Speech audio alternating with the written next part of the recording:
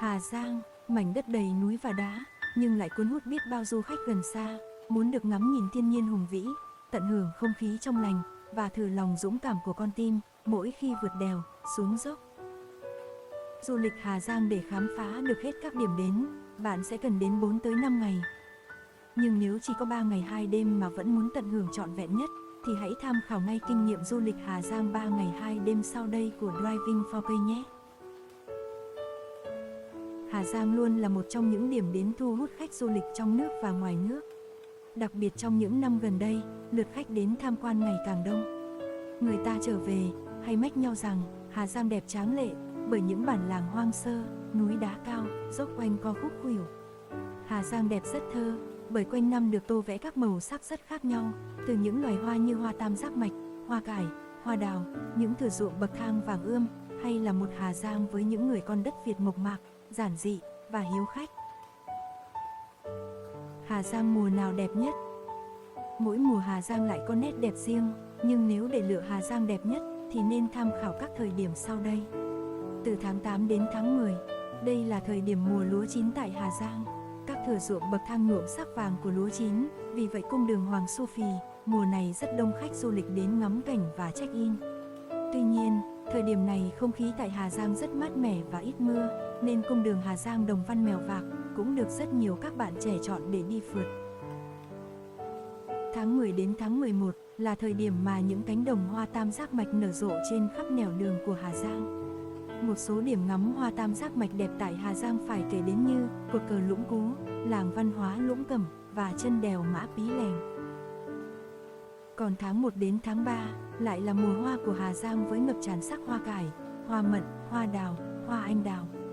Mùa này, du khách du lịch Hà Giang cũng có thể hòa mình vào không gian của lễ hội đầu xuân như lễ hội Gầu Tàu của người Mông, lễ hội Lồng Tồng của người Tày, lễ hội Lập Tịnh của người Dao.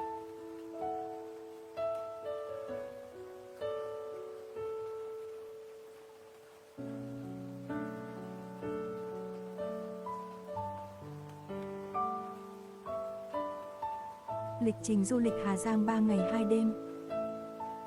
Ngày 1, Hà Nội, Hà Giang, Đồng Văn. 20 giờ 30 đêm hôm trước, bạn xuất phát từ bến xe Mỹ Đình hoặc khu vực phố cổ Hà Nội. Có rất nhiều loại xe chạy tuyến Hà Nội Hà Giang, với nhiều mức giá tùy thuộc vào nhu cầu của du khách, như xe giường nằm có giá 300.000 một giường, và xe cung điện có giá 350.000 một cabin. Du lịch Hà Giang luôn nhộn nhịp quanh năm, nên các bạn hãy đặt vé xe trước tại các trang web bán vé xe, hoặc liên hệ trực tiếp tới những nhà xe chuyên chạy tuyến Hà Giang, như Bằng Phấn hoặc Quang Nghị, để được chọn vị trí ưng ý nhé. Với những bạn xuất phát từ miền Trung hay miền Nam, muốn trải nghiệm các cung đèo hùng vĩ của Hà Giang thì cũng đừng lo lắng. Tất cả các loại xe kể trên đều có điểm đón khách tại cửa nhà ga T1 sân bay Nội Bài vào lúc 22 giờ 30 hàng ngày, nên các bạn chỉ cần chọn cho mình chuyến bay hợp lý là có thể lên xe đi Hà Giang ngay trong ngày. 4 giờ sáng, xe có mặt tại bến xe Hà Giang và sẽ trả khách tại một số điểm thuê xe máy mà khách đã đặt trước. Ở đây thường có phòng nghỉ tạm và tắm miễn phí. Bạn có thể nghỉ ngơi ở đây trước khi lấy xe, di chuyển, tham quan Hà Giang.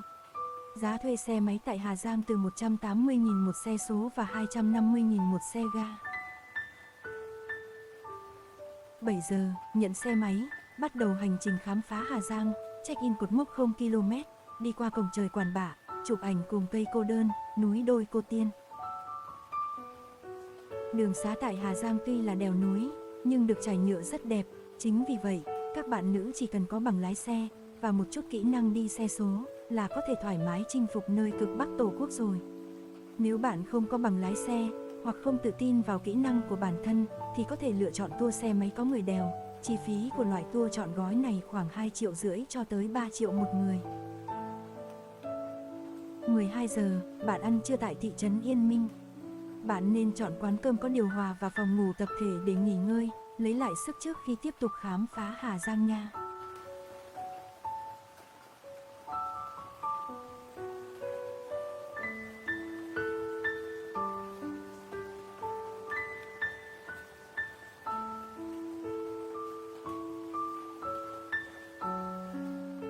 Mười 13 giờ, tiếp tục di chuyển đến khu du lịch nhà của Pao.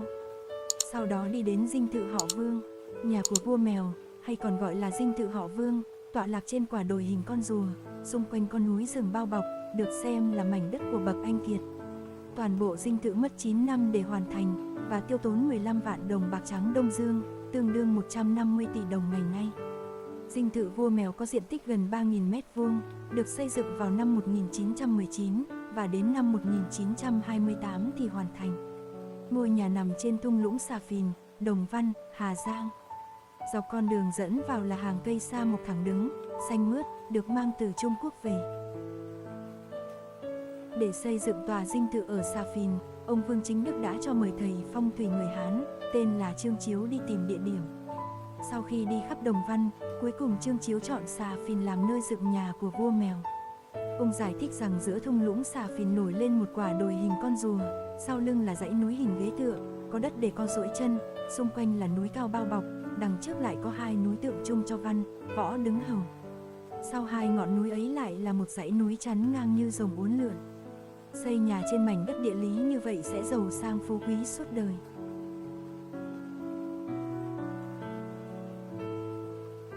(16 giờ) di chuyển về nơi lưu trú nghỉ qua đêm. Do tổng quãng đường di chuyển ngày đầu tiên đã khoảng 130 km, vì vậy các bạn chỉ nên chọn một điểm dừng là Lũng Cú hoặc Đồng Văn, tùy thuộc vào nơi lưu trú mình đã đặt trước. Có một lưu ý là hầu hết các địa điểm lưu trú tại Hà Giang đều không có trên các trang web đặt phòng, nên cách duy nhất để đặt phòng tại đây là liên hệ trực tiếp qua số điện thoại hoặc Facebook. Các địa điểm lưu trú tại đây có giá thành tương đối hợp lý, khoảng 150.000 cho một giường tại phòng tập thể, hoặc từ 300.000 cho một phòng riêng khép kín.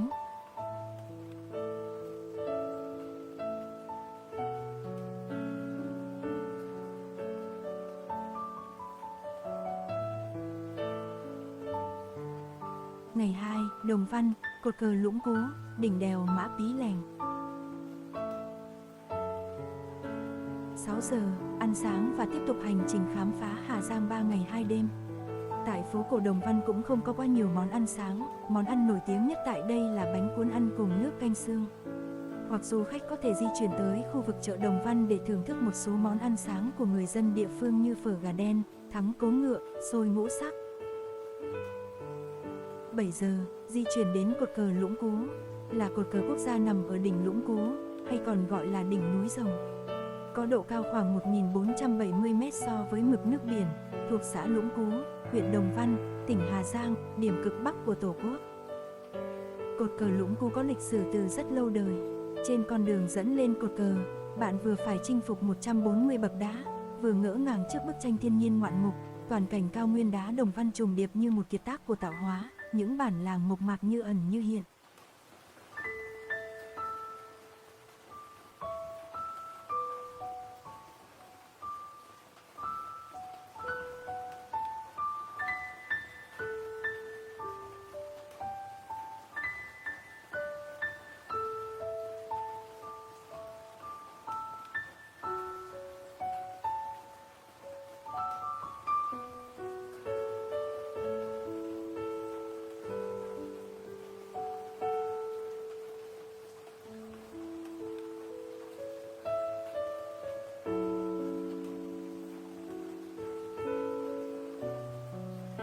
(9 giờ), nằm ngay dưới chân núi là ngôi làng văn hóa Lô Lô Chải, chỉ cách cột cờ Lũng Cú huyền thoại chừng khoảng 1 km.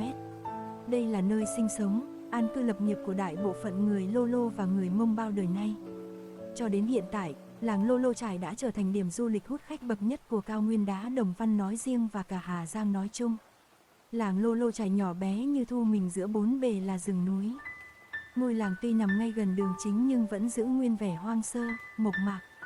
Tới đây, du khách như lạc vào một câu chuyện cổ tích, với những mái nhà cổ hàng trăm năm tuổi vẫn còn nguyên vẹn. Người dân tộc thiểu số trong làng cũng chủ yếu sống theo phương thức tự cung tự cấp là chính. Họ trồng lúa, ngô, rau và chăn nuôi gia súc, gia cầm cho chính gia đình mình. Một lần lạc bước vào ngôi làng cổ tích này, du khách sẽ chẳng muốn rời đi trước khung cảnh thiên nhiên quá đỗi trữ tình và yên bình đến như vậy. Người Lô Lô vốn rất thân thiện và mến khách ghé chơi. Chỉ cần bạn đi qua nhà họ, họ sẽ vẫy tay chào và nở nụ cười rất tươi. họ cũng sẽ chẳng ngại ngần gì mà mời bạn chén nước chè rừng, hút điếu thuốc lào và cộng những chén rượu ngô Hà Giang thơm lừng. Ai đến làng Lô Lô Chải Hà Giang một lần rồi mới chiêm nghiệm, hóa ra, không chỉ cảnh vật thiên nhiên huyền diệu, bình yên, mà làng Lô Lô còn hút khách du lịch Hà Giang ghé chơi thêm nhiều lần nữa nhờ những người dân hồn hậu, chất phác và thật thà sinh sống ở vùng đất này. Nếu có thời gian, hãy ngủ lại ở làng Lô Lô Chải để cảm nhận rõ hơn về đời sống thường nhật của người dân nơi đây, bạn nhé. Sớm tinh mơ, bước ra khỏi cửa và tận hưởng cảnh sắc thiên nhiên sinh động, ngồi trước hiên nhà ngắm nhìn những cụ già tư lự, hay những đứa trẻ con đùa nghịch chạy quanh, chắc hẳn ai trong mỗi chúng ta cũng trực trào niềm hạnh phúc, dù chỉ là nhỏ bé thôi.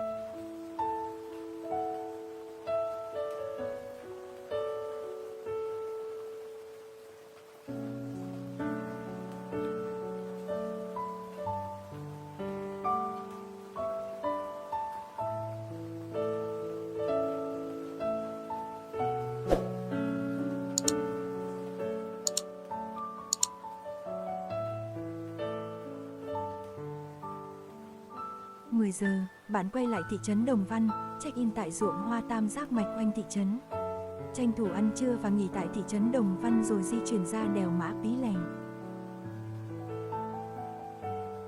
Đèo Mã Pí Lèng Hà Giang là một trong tứ đại đỉnh đèo vô cùng hiểm trở tại Việt Nam. Nhưng đối với giới trẻ yêu khám phá, thích trải nghiệm thì đây luôn là một trong những điểm du lịch nhất định phải đến một lần trong đời. Đèo Mã Pí Lèng có nghĩa là sống mũi con ngựa, được mệnh danh là vua của các con đèo ở vùng núi Tây Bắc, là cung đường đèo hiểm trở dài khoảng 20 km, thuộc xã Pả Vi và Pài Lùng, huyện Mèo Vạc và xã Tà Lùng, huyện Đồng Văn. Đỉnh Mã Pí Lèng nằm ở độ cao 1.200 m, thuộc cao nguyên đá Đồng Văn, trên con đường mang tên Hạnh Phúc, nối liền thành phố Hà Giang với các huyện Đồng Văn và Mèo Vạc. Từ trên đỉnh Mã Pí Lèng, du khách có thể ngắm nhìn toàn cảnh cao nguyên đá Đồng Văn. Khung cảnh núi non hùng vĩ với một bên là vách núi dựng đứng, một bên là vực sâu sông Nho Quế nước xanh màu ngọc bích. Mã Pí Lèng độc đáo, hiểm trở nhưng tuyệt đẹp, đáng để du khách chinh phục trong hành trình đến với mảnh đất Hà Giang xinh đẹp.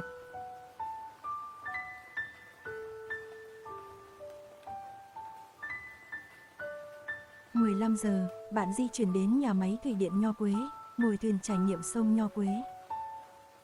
Ngay tại chân đèo Mã Pí Lèng, du khách có thể bắt gặp biển báo chỉ dẫn đường xuống bến thuyền sông Nho Quế. Men theo con đường quanh co khoảng 5 km, chúng ta sẽ tới được khu vực bán vé tại cửa đập thủy điện Nho Quế. Vé du thuyền ngắm sông Nho Quế và hẻm vực tu sản có giá 120.000 một người. Sông Nho Quế là một địa danh nổi tiếng, chắc chắn bạn sẽ được giới thiệu khi đến Hà Giang. Con sông này được bắt đầu từ vùng núi Nghiễm Sơn Vân Nam, Trung Quốc, chảy theo hướng Tây Bắc Đông Nam về với Việt Nam. Thực ra con sông này không chỉ chảy ở tỉnh Hà Giang mà còn chảy trên địa phận Cao Bằng. Tuy nhiên phần đầu sông chảy từ thôn Xéo Lủng xã Lũng Cú đi qua hẻm tu sản lại được xem là đoạn có cảnh sắc ngoạn mục, say đắm lòng người nhất. Trước kia sông Nho Quế không êm ả như bây giờ và chỉ được xem là nơi phục vụ mục đích đánh bắt cá của người dân Hà Giang. Đây cũng là nơi cấp nước sinh hoạt cho bà con người dân tộc nơi đây, là nguồn nước quan trọng cho hầu hết các thửa ruộng bậc thang của bà con sinh sống quanh khu vực này. Tuy nhiên từ khi được ngăn để xây dựng công trình thủy điện thì nước chảy dịu dàng hơn. Từ đó người dân nơi đây còn mở dịch vụ đi thuyền dạo chơi trên sông và ngắm hẻm vực sâu nhất Đông Nam Á, chính là hẻm tu sản. Chắc chắn khi du lịch Hà Giang bạn hãy thử một lần hòa mình với thiên nhiên trên dòng sông này.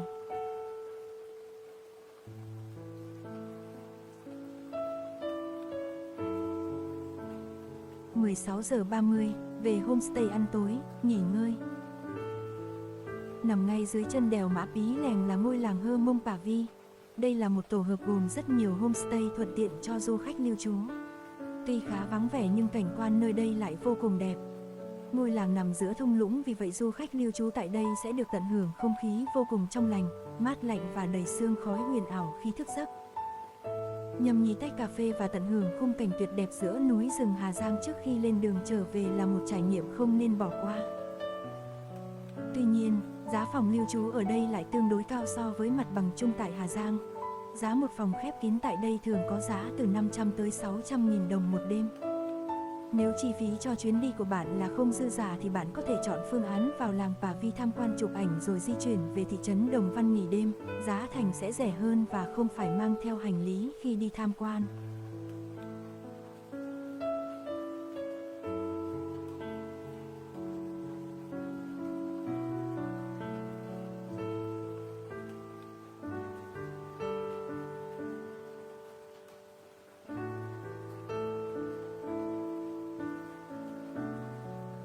Ngày 3, trở về Hà Giang. Ngày cuối của hành trình, du khách sẽ di chuyển từ Mèo Vạc hoặc Đồng Văn trở lại Hà Giang để bắt chuyến xe lúc 21 giờ về Hà Nội, vì vậy lịch trình sẽ khá thoải mái. Có hai cách để về trung tâm thành phố Hà Giang, là quay ngược lại cung đường mà ngày đầu tiên đã đi, hoặc đi thẳng tiếp tới Mậu Duệ, Du Già. Tuy nhiên với lịch trình 3 ngày 2 đêm, để đi Du Già là tương đối gấp gáp nếu bạn không phải phượt thủ chuyên nghiệp. Do quãng đường khá dài, và đường tại khu vực đó đang sửa chữa nên rất khó đi. Tuy cảnh vật tại cung đường này rất hoang sơ và đẹp, nhưng ở thời điểm hiện tại, phương án tối ưu và an toàn nhất là quay trở lại con đường Đồng Văn, Quản Bạ mà chúng ta đã đi vào ngày đầu tiên.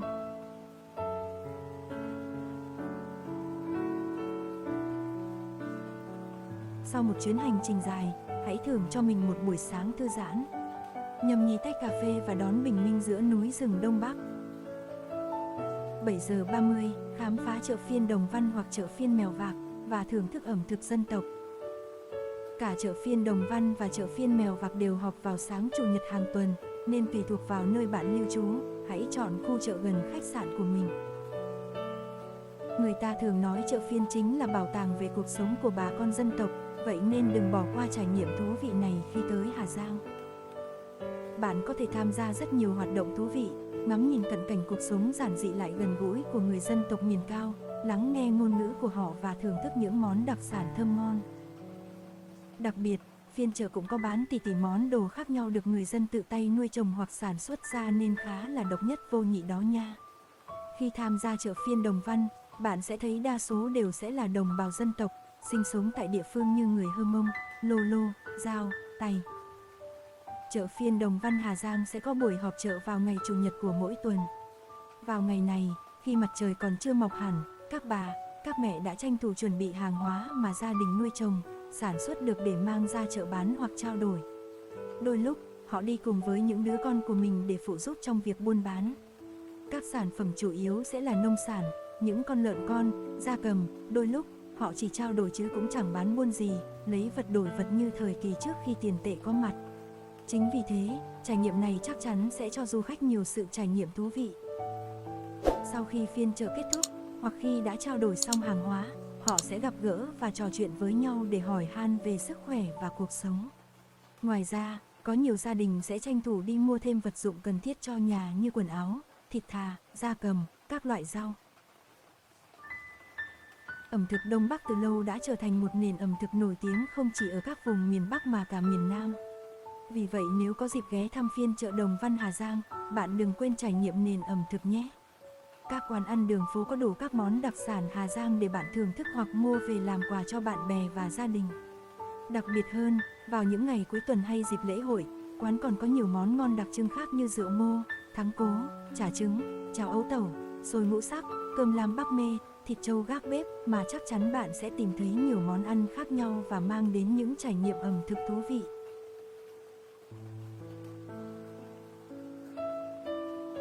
10 giờ, dọn dẹp hành lý, trả phòng và quay trở về thành phố Hà Giang.